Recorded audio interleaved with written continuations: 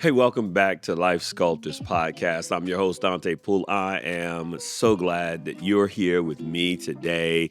And this season, we have been just engaged in conversations about leadership, resilience, emotional durability, relationships. And if you haven't yet found a copy of my book and got it in your hands, I need you to do it. Developing a Durable Mind is available to you, and it will serve as a great resource to your life, to these conversations. Oh my gosh, it is so good. And guess what? Today's conversation, man, invites us into something simple but not easy. Yeah, empathy. Yep. Not the version that that feels in theory like being kind. No, no, no. But the kind of empathy that engages us in imagination and intention. The empathy that the world needs, that doesn't is not based on judgments, right, because empathy is not something where judgment happens fast. It's not something where assumptions are easy. It's not something that we use in relationships that come with scripts, because relationships don't come with instructions, do they? Like they require us to lean in and to develop based on who the person is we're in relationship with and who we are becoming. And so today we're going to explore what it really means to imagine ourselves into connection. You heard me. And why this might be one of the most essential skills that we develop in our relationships with each other. As always, we're going to anchor this conversation in a great children's book. And this time it is delightfully, oh man, this book here called When I Was an Alligator by Gayle Webre. Weber spelled Webre, right? And it's so good. I came across this book in my recent travels to Louisiana. It's about this little girl who imagines herself as all these different animals, but it tells the story of the wetlands, of the coastal wetlands of Louisiana, and it's a great story, but it's a celebration of curiosity and shape shifting wonder, and I just can't wait to share it with you. And so let's read it together. When I Was an Alligator by Gayle Webre. Okay, here we go. Here we go. Ah, I'm a kid, it says. A curious kid. A curious Cajun kid, that is. I like crawfish, peanut butter, riding my bike, and fishing in the marsh with my dad. hmm I've always been a kid. But once, I'm sorry, I haven't always been a kid. Let me get my reading life together. But once I was an alligator. When I was an alligator, I was fast and fierce with a long, strong tail. I basked on the log in the warm sun and spied herons flying low along the bayou. I wish I could fly like those herons. Wouldn't you? Then, whoosh, I became a heron, wading in a shallow pond, stalking my prey. I soared above the swamp and spotted a mama possum scampering to her nest. She carried her babies in her belly pouch and babies in a pouch? That looked interesting. And flip flop, I became a possum, climbing a tree as my babies hung upside down on branches. One evening, while scrounging for food, I was very annoyed by some green tree frogs. They made an awful racket as they called to each other. Suddenly, wink wonk, I became a green tree frog. My sticky feet helped me cling to trees and hide from predators, and I was pretty good at hiding. When an owl swooped down from his perch and tried to eat me, I fooled him and got away. Then, poof, I became an owl, circling over the swamp, searching for the prey with my keen eyes. There it was, a catfish swimming in the lake below. Quick as a flash, I dove to catch it and, yep, y'all guessed it, splish splosh, I became a catfish using my whiskers to smell and taste. A swarm along the bottom of ponds were snapping. I'm sorry, I swam along the bottom of ponds where snapping turtles buried themselves in the mud. They were creepy creatures with big heads and monster claws. Guess what? I became a snapping turtle. And when I climbed onto the land to lay my eggs, a white-tailed deer was drinking at the water's edge. She flicked her tail and looked around, silent and still. Mm-hmm, sheesh, I became a deer, hiding my fawns in tall grass while I foraged for food. The swamp was calm and quiet until flocks of ducks arrived, squawking and clonking. The wood ducks made a silly whistling sound. Then, hoink, hoink, I became a wood duck, paddling on a pond. I waddled onto a patch of grass where a goofy green lizard scuttled toward a tree. Chased that lizard, but he was so fast for me. I'm sorry, I chased that lizard, but he was too fast for me. So, whiz, I became a lizard, racing up trees and drinking water left on leaves after a rain. I gobbled up lots of bugs, especially those pesky mosquitoes. How could something so small be so aggravating? Oh no. Buzz, I became a mosquito, laying my tiny eggs in puddles of water. My wings hummed and buzzed as I flew around and around and tried to bite a kid. And then, yep, yikes! I became a kid, eating crawfish and peanut butter, riding my bike, and fishing in the marsh with my dad. I liked being a kid. I did not like that mosquito. I swatted at that mosquito and splat. Nothing happened. I'm still a kid, a curious Cajun kid. The end. Oh, I know I stumbled through that a little bit, but it's such a great, great, great, great book. Y'all, when I was an alligator, at first, right, that line just sounds like the beginning of a silly story, right? But what if it's more than that? Like, what if it's an invitation just to imagine or to become even? Like, as kids, we used to use our imaginations all the time to try on different lives, like an alligator or a butterfly or a pirate or a superhero. And in doing that, we didn't just play. Like, we learned to create, to care, to listen, to relate. And somewhere along the line, many of us lost that imaginative flexibility. We stopped asking, what would it feel like to be someone else? And we became adults, efficient, certain, and judging before listening. Yeah.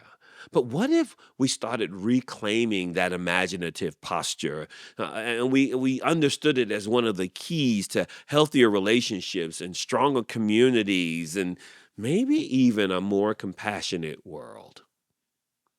Yeah. Like this is the phrase, right? Let's be honest. Like we've used these words before. If that was me, yeah, see, this is not empathy. When I start saying if that was me, right, it's assumption dressed up as understanding, right? If that was me, it centers on you and not necessarily the other person. It's a projection of my worldview onto someone else's reality. It's often limited by what I've been through and what I think should happen and how I think people ought to behave. But empathy at its core, it isn't asking what would I do in their shoes. You know what it's asking? What is it like to be them in their shoes? Uh, like with their story, with their fears, with their constraints, with their limits, with their values, with their experiences. See, that's what When I Was an Alligator invites us to do. It invites us to be considerate differently, just for a moment, of someone else without agenda and without judgment. Let's talk for a moment about why empathy matters in our world. There's research from the University of Michigan that says this, that over the last 20 years, empathy has declined over 40%, especially with young adults. And many experts, they believe that our culture of competition and comparison and disconnection has shaped this for us. And technology has done a great job of helping us to connect digitally, but ironically, it has distanced us emotionally. Hmm. And meanwhile, there are global challenges from conflict to climate to migration and immigration and they require more than just policies. I think these challenges require perspective. Yes, oh man, there was another study done by the Elderman Trust Barometer, and it said that empathy was one of the most important leadership traits for rebuilding trust.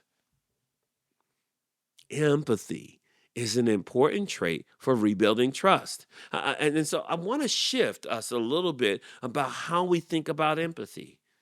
Because empathy is more than just a moral value. Empathy is a strategic competency. Uh-oh. Man, a strategic competency. It's a measurable, learnable skill that impacts how we lead, how we relate, and how we respond. Strategic competencies, not a soft skill, a core competency. Oh, a core capacity even.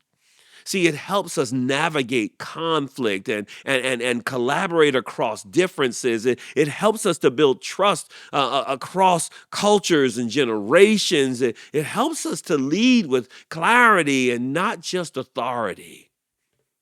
And like any skill, right? You know how I think about a skill. It can be developed through intentional practice. Yup. Like this strategic competency of empathy, it allows us to ask more questions rather than making more statements. It causes us to resist the impulse to respond quickly, to slow down and think. It encourages us to seek understanding before we seek to influence something. Huh. See, if you're not careful, your heart will jump to judgment if you allow your feelings to take the lead instead of your thinking. When I allow my thinking to take the lead, then my emotions have an opportunity to mature. Because empathy, it begins with curiosity, but it becomes powerful when you pair it with emotional maturity. Yup. Yup. It's not just about being kind, but it's about learning to see through someone else's eyes. This will change the way you lead. This will change the way you connect. This will change the way you even create. And I got a question for you. Like, when was the last time you were deeply curious about someone whose opinion was different from yours, about someone who you disagreed with? Hmm. See, we need empathy in our communities. We need it, but real connection, it starts with curiosity. See, the more tension or the most or the reason why we have so much tension in our communities, it's not because of hatred. It's because we start with assumptions. Hmm. See, we think we know. We think we've heard it before. We know what it looks like. We know what it sounds like, and we stop listening. But empathy can disrupt what we have put on autopilot. And see, and so communities that foster empathy, they tend to see lower levels of prejudice. We could use that, couldn't we? Greater cooperation across differences and more civic participation. But this is not always easy, y'all. Empathy, it's not easy and it's not always popular. And listen, there are some skeptics that say that empathy is flawed, that it's biased, that it's over emotional, that and even dangerous. Like Paul Bloom, the author of Against Empathy, he says this. He argues that empathy can lead to unfairness or burnout or misapplications of support. Okay. Maybe we can reframe that though. Maybe the response isn't less empathy. Maybe it's wiser empathy. Maybe it's more informed empathy. See, what many researchers are now advocating is for what they call compassionate empathy. Mhm.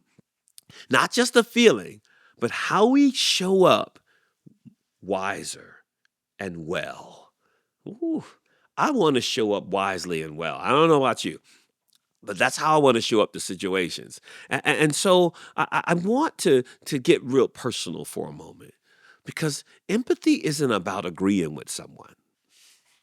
Nope. It's about honoring their experience, even when it's different from ours. That's the difference between empathy and pity. Oh, see, empathy comes and sits beside someone. Pity stands over them. Ah. And this is why empathy is both a skill and a choice. It's a skill and a choice. See, it's a posture of the mind, right? It's a willingness to shift, to learn, to be flexible. But it's also a practice of the heart. It's being open enough to hold space for someone who has truth that seems different than mine. Hmm. You can empathize with someone and still hold your values. We can show up for someone without solving everything. We're so quick to want to fix things and make things fit what makes us feel comfortable or what fits our understanding. Can I just say this too? Like you can love someone without losing yourself. Oh, that's empathy too. Y'all, listen. Okay, all right. So let me give you three practices to build the skill of empathy. Let me give you three practices, all right? Here's the first one. It's called perspective shifting. Like, here's the question I want you to ask yourself. What might be true for them that I haven't considered yet? That's a wallop of a question, right? Like, what might be true for them that I haven't even considered yet? Because sometimes I get so narrow focused on what I think ought to happen that I don't consider that there is another way. Hmm. Y'all, this takes the focus off of being right. We like to be right. But this is asking us to shift our perspective so not just that we can be right, but that's so we can be real. Let's be real with people. Like it turns arguments into insight. Ah, See, when we're in arguments, our emotions are leading the way. And so we can't hear anything else. We don't see anything else. But when we let our thinking lead the way, we turn maybe what may be some information and opinions in an argument into insight. Ooh, perspective shifting. That's your first practice. The second practice is emotional regulation. Yeah. See, feeling with someone is very different than feeling for them.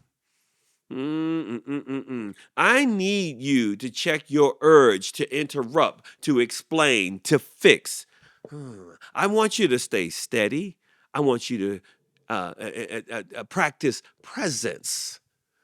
Oh, presence.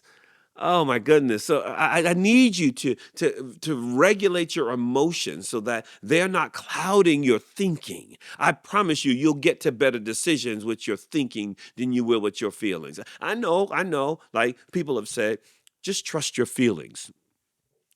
I beg to differ. Because the way I felt this morning is a little different than I'm feeling this afternoon. It might be different than the way I'm feeling tonight. I don't know. It just depends on what's happening. My feelings could be all over the place.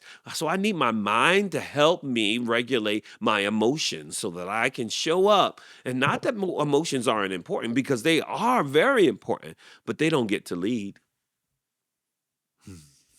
Oh my goodness. Okay. So we're going to do some perspective shifting. We're going to do some emotional regulation. And here's the third practice: purposeful presence. Like, I got to stay grounded.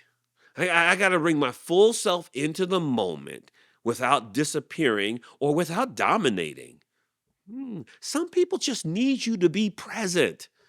They don't need you solving, fixing, doing anything. Like, compassionate empathy doesn't mean like you disappear. It means you choose to stand beside someone while they process their and while they question and while they simply be. Sometimes they're grieving, sometimes they're angry, sometimes they're just going through stuff. You just stand with them. That's empathy. I can be present with you without having to find the right things to say or something to do. And we're so uncomfortable because we are fixers and we want to fix it. People don't need you to fix stuff for them. Sometimes they just want you to be there. I just need somebody here so I can process this.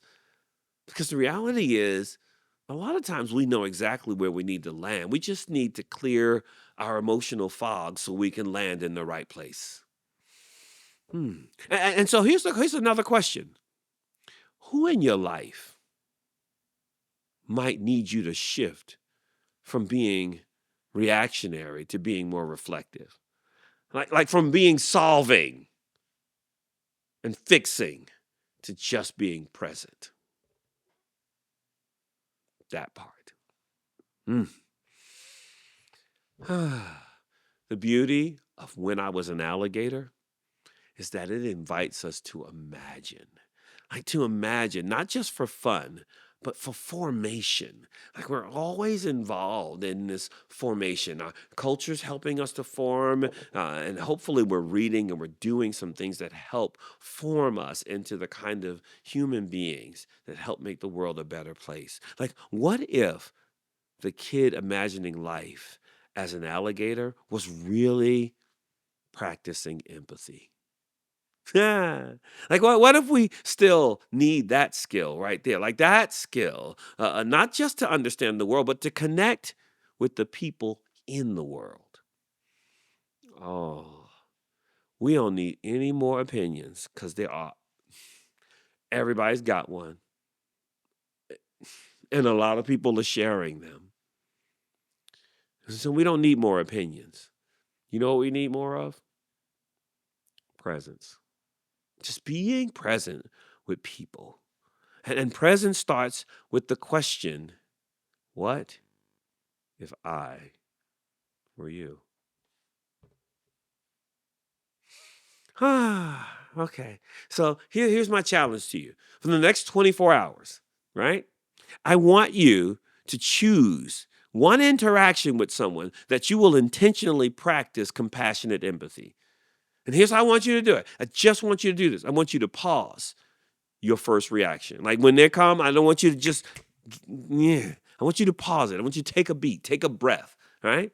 And I want you to ask one genuine, curious question. Yes, get curious about them. No, without assumptions, without judgments. And then I want you to let them lead the story. Not the story you're telling yourself in your head about them and about what they're going through. No. Really listening to their story and letting them lead the story. And I want you to listen with both your mind and your heart. I want you to listen with both your mind and your heart. And then afterwards, I want you to reflect on what changed. Okay. If this episode sparked something in you, I need you to share it with someone who needs to hear it. Yeah, just share it with somebody. I want you to leave a response, a comment, a review. I want you to subscribe to the channel. I want you to follow me on social media. I want you to help us keep this conversation going. I think it's a conversation worth having. And as always, you're exactly enough.